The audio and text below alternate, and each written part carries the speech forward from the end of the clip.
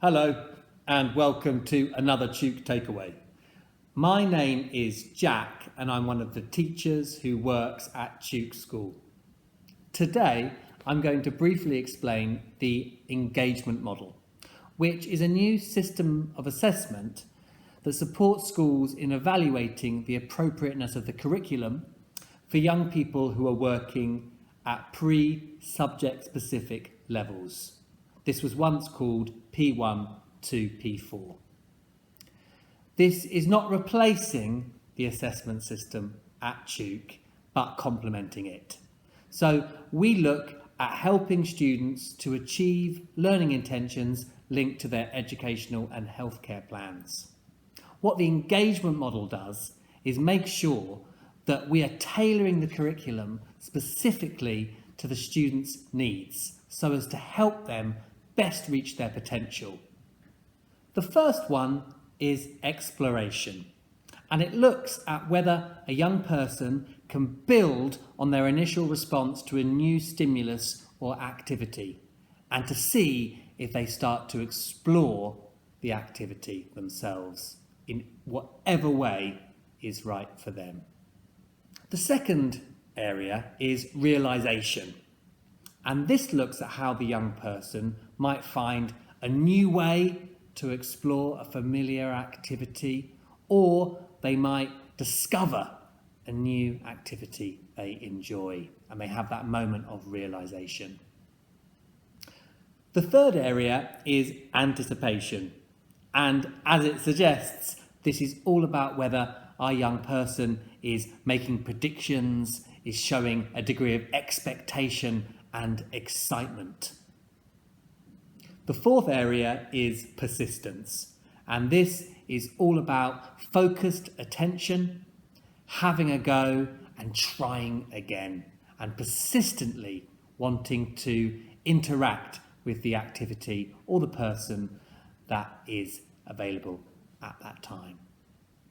The fifth and final area is initiation, and is looking at how the young person might find new ways to try and explore an activity or a stimulus, and that they are actively seeking more of that activity or stimulus themselves.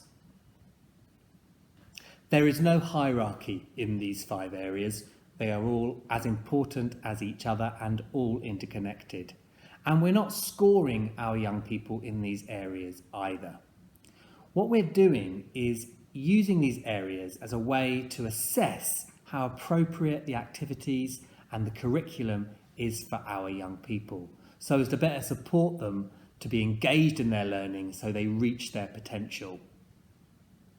A good way of starting with the engagement model is to take an activity that our young person really enjoys and is highly motivating, and then looking at how they respond in each of these 5 areas. So how do they explore this activity?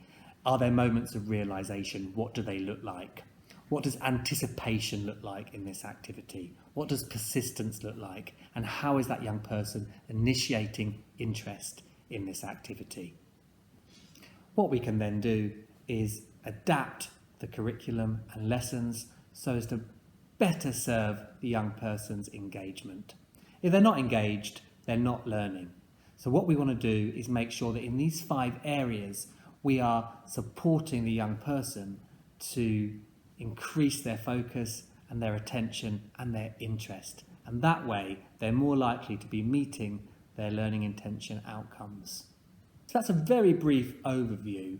What I'm now going to show you is just some short clips of one of our young people exploring an activity and stimulus, and just talk through some of the observations in the 5 key areas, and then just finish by showing some of the pro formas that can be used when we make observations.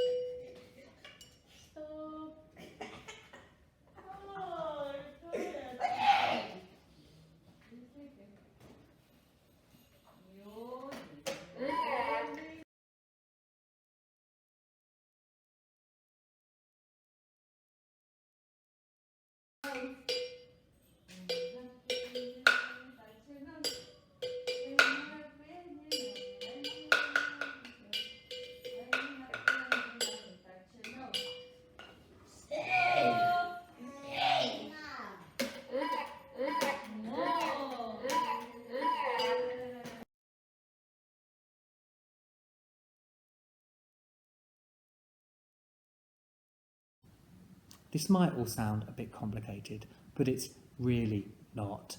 The observations are very informal and very discreet, and they're just looking at how engaged our young person is in an activity and how we could potentially improve that engagement.